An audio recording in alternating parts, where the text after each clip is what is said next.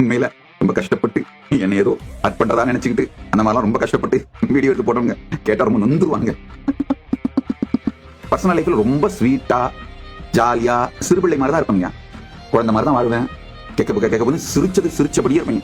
சுத்தி யாரு வந்தாலும் சரி, ஒரே ஒரு விஷயத்தை மட்டும்தான் கிண்டல் பண்ண மாட்டேன். மொத்த லைஃப்லயும் அண்ணாமலையார் மட்டும்தான் எக்ஸம்ஷன். ஏன்னா அவரை பார்த்த உடனே தன்னை அறியாது உயிர் உணர்வு உடலெல்லாம் உருகி கரைந்து அந்த இனிமையிலும் பக்தியிலும் கரைஞ்சு போயிருந்தனால அவரை மட்டும்தான் கிண்டல் பண்ண மாட்டேன்.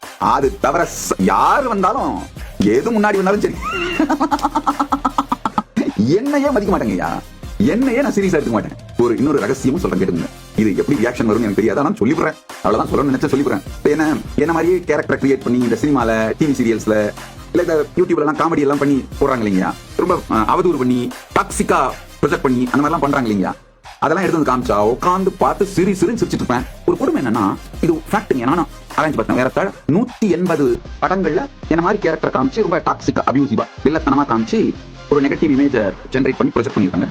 180 ஃபிளாப் பண்ணியா, ஒன்னும் கூட ஹிட் ஆகல. அந்த கேரக்டர் பண்ண ஆக்டருக்கும் ஒரு நேம் வாங்கி கொடுக்கல, இல்ல அந்த படமும் ஒரு ஹிட் ஆகி அந்த ஹீரோவுக்கும் ஒரு சக்சஸ்ஃபுல், அத்தனையும் ஃபிளாப். உட்காந்து பார்த்து கிண்டல் பண்ணிட்டு இருப்பேன். என்னையா வீடியோ ஒழுங்கா பார்த்து கொஞ்சம் ஹோம்ஒர்க் பண்ணிட்டு பண்ணானா